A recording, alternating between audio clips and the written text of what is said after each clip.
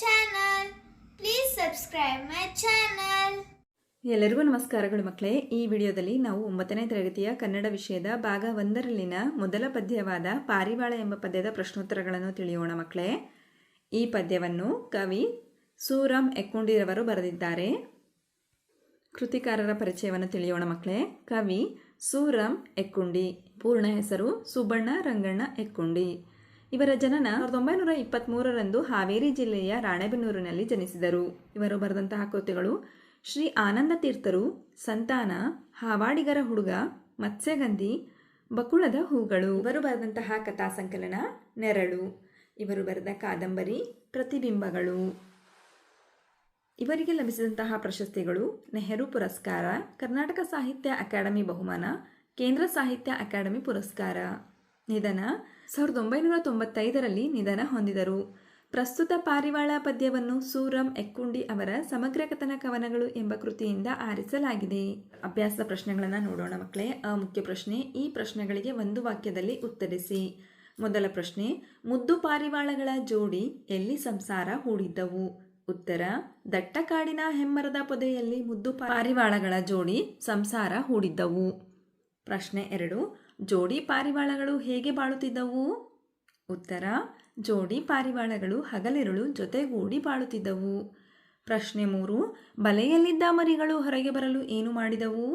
ಉತ್ತರ, ಬಲೆಯಲ್ಲಿದ್ದ ಮರಿಗಳು ಹೊರಗೆ ಬರಲು ಕಿರುಚತೊಡಗಿದವು.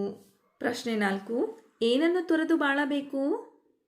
ಉತ್ತರ, ಮೋಹವನ್ನು ತೊರೆದು ಬಾಳಬೇಕು.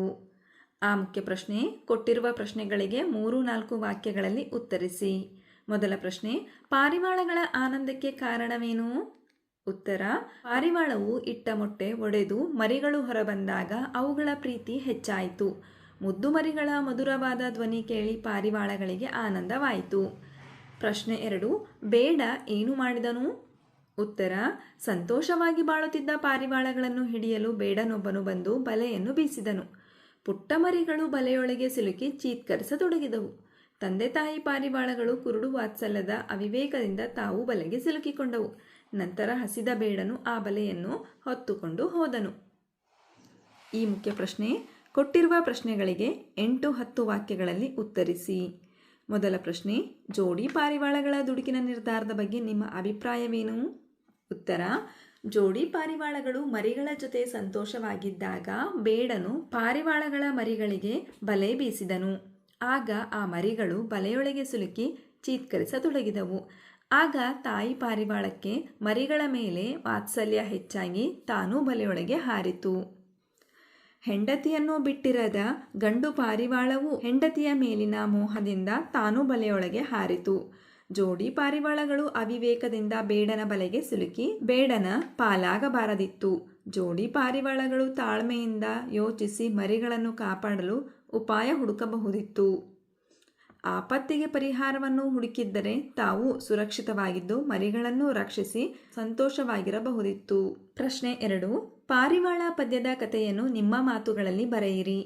ಉತ್ತರ, ದಟ್ಟವಾದ ಕಾಡಿನಲ್ಲಿ ಹೆಮ್ಮರದ ಪೊದೆಯಲ್ಲಿ ಬಿಳಿ ಪಾರಿವಾಳಗಳ ಜೋಡಿ ವಾಸವಾಗಿದ್ದವು. ಜೋಡಿ ಪಾರಿವಾಳಗಳು ಒಂದನ್ನೊಂದು ಬಿಟ್ಟಿರದೆ ಜೊತೆಗೂಡಿ ಬಾಳುತ್ತಿದ್ದವು. ಒಂದು ದಿನ ಹೆಣ್ಣು ಪಾರಿವಾಳವು ಮೊಟ್ಟೆಗಳನ್ನು ಇಟ್ಟಿತು. ಮೊಟ್ಟೆ ಒಡೆದು ಮರಿಗಳು ಹೊರಬಂದಾಗ ಅವುಗಳ ಪ್ರೀತಿ ಹೆಚ್ಚಾಯಿತು. ಮುದ್ದು ಮರಿಗಳ ಮಧುರವಾದ ಧ್ವನಿ ಕೇಳಿ ಪಾರಿವಾಳಗಳಿಗೆ ಆನಂದವಾಯಿತು. ಹೀಗೆ ಸಂತೋಷದಿಂದ ಬಾಳುತ್ತಿದ್ದಾಗ ಬೇಡನೊಬ್ಬನು ಬಲೆ ಬೀಸಿದನು.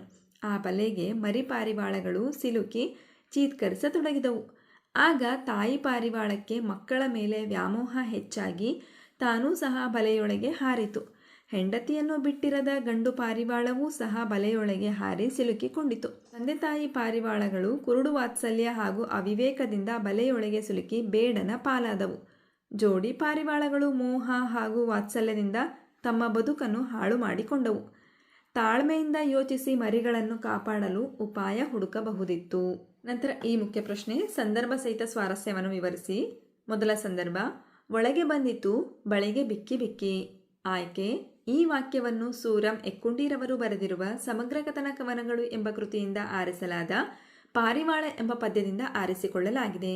ಸಂದರ್ಭ, ಮರಿ ಪಾರಿವಾಳಗಳು ಬಲೆಯೊಳಗೆ ಕಿರುಚುವುದನ್ನು ನೋಡಿದ ತಾಯಿ ಪಾರಿವಾಳವು ಆ ಬಲೆಯೊಳಗೆ ಧುಮುಕುತ್ತದೆ. ಹೆಂಡತಿಯನ್ನು ಬಿಟ್ಟಿರದ ಗಂಡು ಪಾರಿವಾಳವು ಬಿಕ್ಕಿ ಬಿಕ್ಕಿ ಅಳುತ್ತಾ ತಾನೂ ಬಲೆಯೊಳಗೆ ಬೀಳುತ್ತದೆ ಎಂದು ಕವಿ ಹೇಳುವಾಗ ಈ ಮೇಲಿನ ಮಾತು ಮೂಡಿ ಬಂದಿದೆ. ಸಂದರ್ಭ: ಮರಿ ಪಾರಿವಾಳಗಳು ಬಲೆಯೊಳಗೆ ಕಿರುಚುವುದನ್ನು ನೋಡಿದ ತಾಯಿ ಪಾರಿವಾಳವು ಆ ಬಲೆಯೊಳಗೆ ಧುಮುಕುತ್ತದೆ. ಹೆಂಡತಿಯನ್ನು ಬಿಟ್ಟಿರದ ಗಂಡು ಪಾರಿವಾಳವು ಬಿಕ್ಕಿ ಬಿಕ್ಕಿ ಅಳುತ್ತಾ ತಾನೂ ಬಲೆಯೊಳಗೆ ಬೀಳುತ್ತದೆ ಎಂದು ಕವಿ ಹೇಳುವಾಗ ಈ ಮೇಲಿನ ಮಾತು ಮೂಡಿ ಬಂದಿದೆ. ಸ್ವಾರಸ್ಯ: ತಂದೆ ತಾಯಿ ಪಾರಿವಾಳಗಳು ಮರಿ ಪಾರಿವಾಳಗಳ ಮೇಲೆ ತೋರುವ ವಾತ್ಸಲ್ಯ, ಪ್ರೀತಿ, ಮಮತೆ, ಬಾಂಧವ್ಯಗಳು ಇಲ್ಲಿ ಸ್ವಾರಸ್ಯಕರವಾಗಿದೆ. ಎರಡನೆಯ ಸಂದರ್ಭ: ಮೋಹ ಮುಸುಕಿದ ಬುದ್ಧಿ ಸರ್ವನಾಶದ ಸಿದ್ಧಿ. ಆಯ್ಕೆ: ಈ ವಾಕ್ಯವನ್ನು ಸೂರಂ ಎಕ್ಕುಂಡಿರವರು ಬರೆದಿರುವ ಸಮಗ್ರ ಕಥನ ಕವನಗಳು ಎಂಬ ಕೃತಿಯಿಂದ ಆರಿಸಲಾದ ಪಾರಿವಾಳ ಎಂಬ ಪದ್ಯದಿಂದ ಆರಿಸಿಕೊಳ್ಳಲಾಗಿದೆ. ಸಂದರ್ಭ: ಪುಟ್ಟ ಮರಿಗಳ ಮೇಲಿನ ವ್ಯಾಮೋಹದಿಂದ ಜೋಡಿ ಪಾರಿವಾಳಗಳು ಬಲೆಗೆ ಹಾರಿದವು. ಆಗ ಬೇಡ ಪುಟ್ಟ ಮರಿ ಪಾರಿವಾಳಗಳನ್ನು ಹಾಗೂ ಜೋಡಿ ಪಾರಿವಾಳಗಳನ್ನು ಹೊತ್ತುಕೊಂಡು ಹೋದನು. ಮರಿಗಳ ಮೇಲಿನ ಮೋಹದಿಂದ ಜೋಡಿ ಪಾರಿವಾಳಗಳೂ ಸಹ ಬಲಿಯಾದಾಗ ಕವಿಗಳು ಮೇಲಿನ ವಾಕ್ಯವನ್ನು ಹೇಳಿದ್ದಾರೆ. ಸ್ವಾರಸ್ಯ: ಮೋಹ ಎಂಬುದು ಸರ್ವನಾಶಕ್ಕೆ ಕಾರಣ. ವ್ಯಾಮೋಹವನ್ನು ಬಿಟ್ಟು ಬಾಳಬೇಕೆಂಬುದು ಇಲ್ಲಿ ಸ್ವಾರಸ್ಯಕರವಾಗಿದೆ. ನಂತರ ಭಾಷಾ ಚಟುವಟಿಕೆಯನ್ನು ಗಮನಿಸಿ ಮಕ್ಕಳೇ. ಪ್ರಶ್ನೆ 1. ಬಾನಿನಲ್ಲಿ ಗಾಳಿಪಟಗಳು ಹಕ್ಕಿಗಳಂತೆ ಹಾರಾಡುತ್ತಿದ್ದವು. ಇಲ್ಲಿರುವ ಅಲಂಕಾರವನ್ನು ಗುರುತಿಸಿ ಲಕ್ಷಣ ಬರೆದು ಸಮನ್ವಯಗೊಳಿಸಿ ಅಂತ ಕೊಟ್ಟಿದ್ದಾರೆ ಮಕ್ಕಳೇ, ಗಮನಿಸಿ. ಅಲಂಕಾರ, ಉಪಮಾಲಂಕಾರ, ಉಪಮೇಯ ಬಾನಿನಲ್ಲಿ ಗಾಳಿಪಟಗಳು, ಉಪಮಾನ ಹಕ್ಕಿಗಳು, ಉಪಮವಾಚಕ ಅಂತೆ, ಸಮನ್ವಯ ಉಪಮೇಯವಾದ ಬಾನಿನಲ್ಲಿ ಗಾಳಿಪಟಗಳನ್ನು ಉಪಮಾನವಾದ ಹಕ್ಕಿಗಳಿಗೆ ಹೋಲಿಸಿ ವರ್ಣಿಸಲಾಗಿದೆ. ಅಂತೆ ಎಂಬ ಉಪಮವಾಚಕ ಪದವನ್ನು ಹಾರಾಡುತ್ತಿದ್ದವು ಎಂಬ ಸಮಾನ ಧರ್ಮವನ್ನು ಮೀರಿ 4 ಅಂಶಗಳನ್ನು ತಿಳಿಸಿರುವುದರಿಂದ ಇದು ಪೂರ್ಣೋಪಮಾಲಂಕಾರ. ಆ ಮುಖ್ಯ ಪ್ರಶ್ನೆ: ಕೊಟ್ಟಿರುವ ಪದ್ಯ ಭಾಗವನ್ನು ಪೂರ್ಣಗೊಳಿಸಿ ಕಂಠಪಾಠ ಮಾಡಿರಿ ಅಂತ ಇದೆ ಮಕ್ಕಳೇ, ಗಮನಿಸಿ. ಇಲ್ಲಿ 2 ಪದ್ಯದ ಭಾಗಗಳನ್ನು ಕೊಟ್ಟಿದ್ದಾರೆ, ನೀವು ಸಹ ಪೂರ್ಣಗೊಳಿಸಿ ಕಂಠಪಾಠ ಮಾಡಿ. ದಟ್ಟ ಕಾಡಿನಲ್ಲೊಂದು ಹೆಮ್ಮರದ ಹೊದರಿನಲ್ಲಿ ಇರುತ್ತಿತ್ತು ಪುಟ್ಟ ಸಂಸಾರ ಹೂಡಿ, ಮುದ್ದು ಬಿಳಿ ಪಾರಿವಾಳಗಳ ಜೋಡಿ. ನಂತರ 2ನೇ ಪದ್ಯದ ಭಾಗ: ಹಗಲಿರುಳು ಜೊತೆಗೂಡಿ ಬಾಳಿದವು ಈ ಜೋಡಿ, ಎಂದಿಗೂ ಅಗಲಿರವು ಒಂದನೊಂದು, ಹಿಗ್ಗು ತುಂಬಿತು ಹೊದರಿನಲ್ಲಿ ಬಂದು. ಹೀಗೆ 2 ಪದ್ಯದ ಭಾಗಗಳನ್ನು ಪೂರ್ಣಗೊಳಿಸಿ ಕಂಠಪಾಠ ಮಾಡಿ ಮಕ್ಕಳೇ.